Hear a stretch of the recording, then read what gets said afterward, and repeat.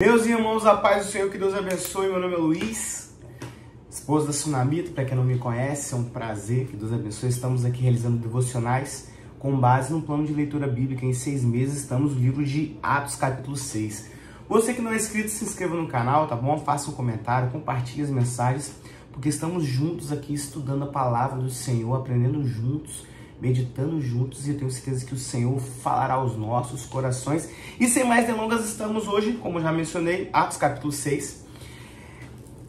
Capítulo bem pequenininho, bem curtinho, mas muito importante na história da igreja do Senhor. Como nós estamos estudando, Atos dos Apóstolos vai narrar os acontecimentos após a ascensão de Jesus. Então Jesus ele morre, ele ressuscita, ele sobe aos céus. Então aí, a partir daí, a descida do Espírito Santo, o batismo com o Espírito Santo dos discípulos, e aí começa o ministério dos discípulos, né? Agora vamos ver Pedro pregando, convertendo almas, e os irmãos estão convidados a assistirem os vídeos anteriores, tá? Lembrando que nós estamos aqui em Atos capítulo 6, mas nós já trilhamos o livro de Mateus, o livro de Marcos, o livro de Lucas, o livro de João, tá?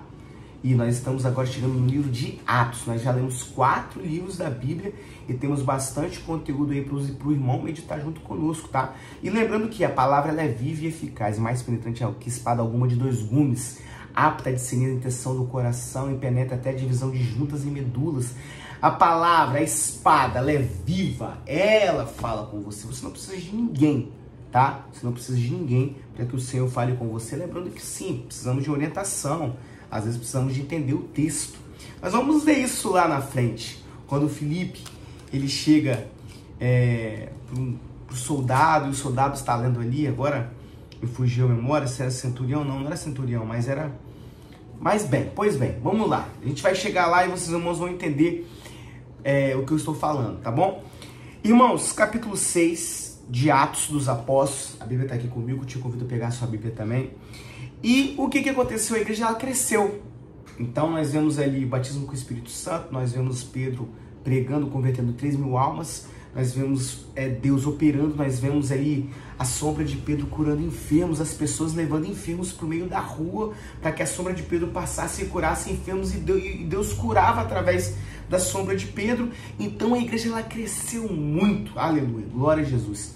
E quando há um crescimento, quando você junta um grande número de pessoas, consequentemente haverá problemas.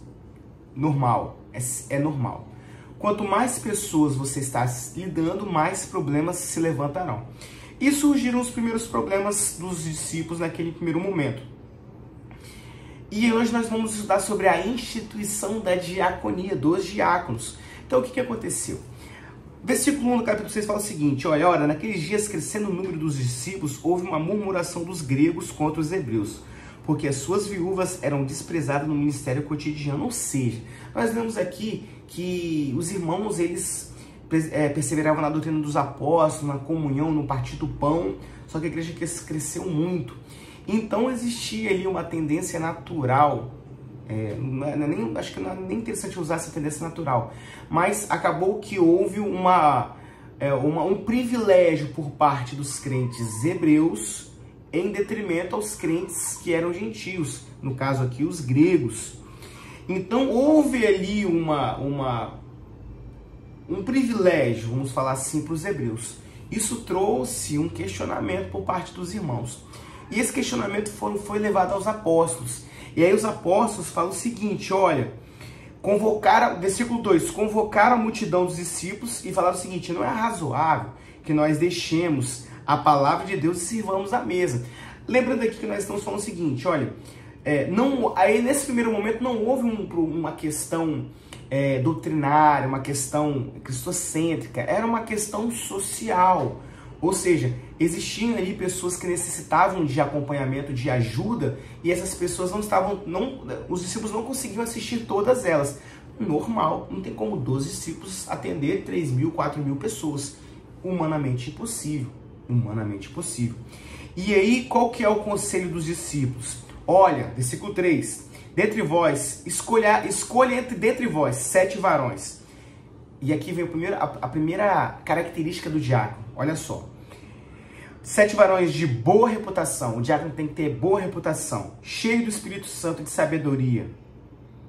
Aos quais constituímos sobre este importante negócio. Está aqui o início do diaconato. Irmãos, foi maravilhoso isso. E o versículo 4 fala o seguinte, os discípulos, mas nós perseveraremos na oração e no ministério da palavra. E este parecer contentou a toda a multidão e elegeram. Aqui vem os primeiros diáconos, olha, irmãos. Estevão, homem cheio de fé e do Espírito Santo, Filipe, Prócoro, Nicanor, Timão, Pármenas e Nicolau, prosélito de Antioquia. E os apresentaram aos discípulos, e eles imporam as mãos e oraram impondo as mãos. E aí, irmãos, a igreja começou a crescer mais ainda.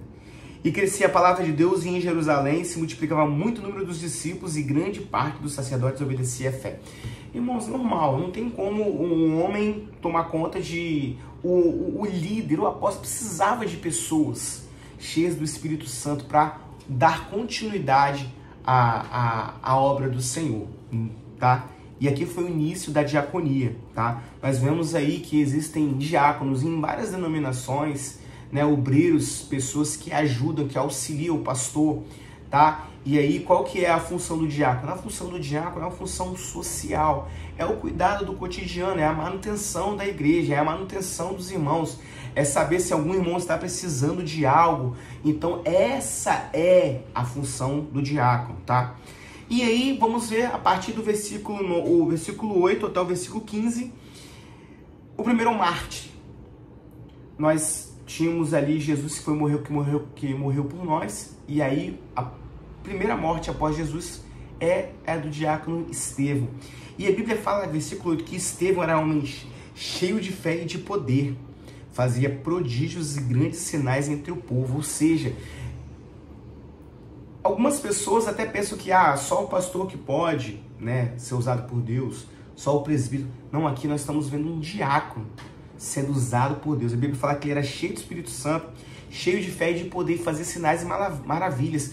Então, Estevão foi um dos grandes pioneiros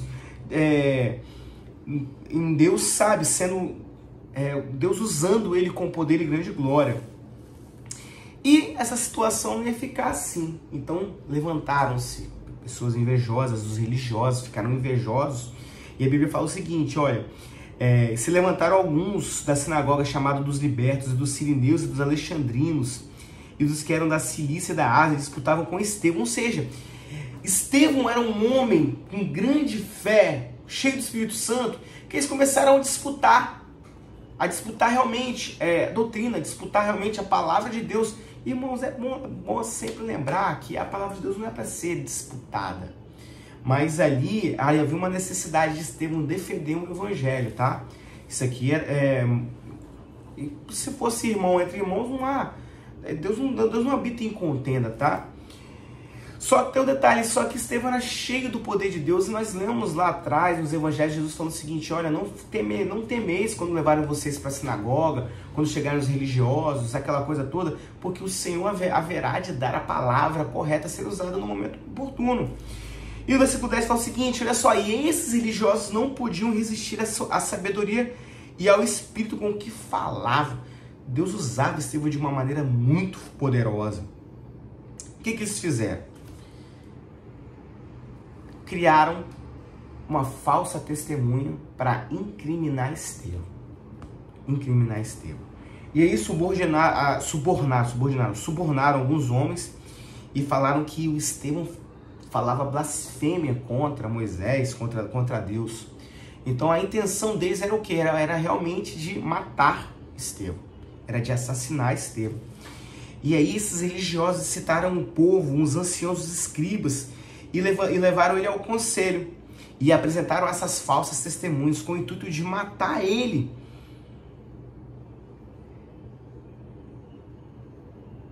O versículo 14 vai falar o seguinte, porque nós lhe ouvimos, a testemunha falando, porque nós lhe ouvimos dizer que esse Jesus Nazareno há de destruir esse lugar e mudar os costumes que Moisés nos deu. Irmãos, não era isso. Não era isso que está aqui, que Estevão estava pregando. Estevão estava pregando o evangelho do Senhor, mas eles não aceitaram o evangelho do Senhor. Mesmo após a morte de Jesus na cruz do Calvário, eles queriam abafar, eles queriam parar. Mesmo diante do conselho de Gamaliel, que nós lemos no capítulo anterior, eles queriam parar, eles não queriam deixar. Infelizmente, os religiosos, eles fazem isso. Eles não deixam, se há alguma coisa nova, sabe, que provém do Senhor, é bom destacar isso, que provém da parte do Senhor, eles tentam abafar, eles não querem permitir, não querem deixar, não querem perder o seu status de liderança, o seu status de sabedoria, de sacerdócio. Mas, e o versículo que eu quero encerrar aqui, com o versículo 15, que é o título dessa mensagem de hoje. Olha só, então todos os que estavam assentados no conselho, fixando os olhos nele, em Estevão, viram o seu rosto com o rosto de um anjo. Irmãos, Estevão era cheio do Espírito Santo de Deus. Homem temente, homem cheio de fé e de poder. É possível nós alcançarmos esse patamar que Estevão alcançou. Sabe, basta nos dedicarmos. E quando nós nos dedicarmos, nós vamos ler nos livros a seguir, nós vamos ler em Gálatas sobre os frutos do Espírito Santo, nós vamos ler em Coríntios sobre os dons espirituais. Quando nós nos achegamos mais perto de Deus, nós tomamos o caráter, nós nos aprimoramos o nosso caráter e o nosso caráter toma a forma do caráter de Deus. E a partir desse momento a nossa face, o nosso semblante, ele é mudado.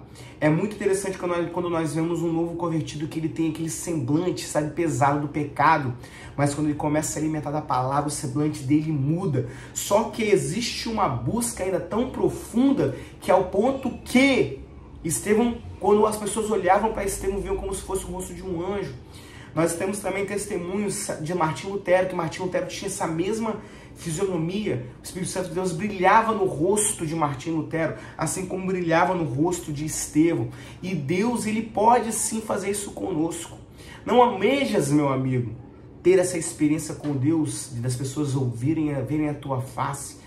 Nós estamos muito focados nas coisas deste mundo. Se nós nos dedicarmos às coisas de Deus, nós voltarmos para o Senhor, voltarmos ao pilar do jejum, da oração, o Senhor irá transformar a nossa face. Que Deus te abençoe, que Deus fale mais no seu coração. Eu fico por aqui e amanhã nós vamos ver, irmãos, não percam, o depoimento de defesa de Estevão. É lindo! É lindo, para os irmãos terem ideia, o capítulo 7, já um spoilerzinho, tem 60 versículos. Aleluia! E ele faz, Estevão cheio do Espírito Santo, faz uma pregação linda, linda essa pregação.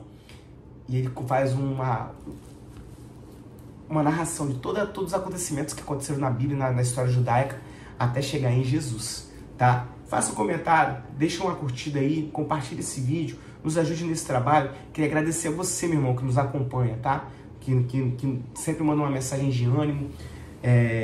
Manda uma mensagem para nós que nós vamos responder. E que Deus te abençoe. A paz do seu, meu irmão. Deus te abençoe.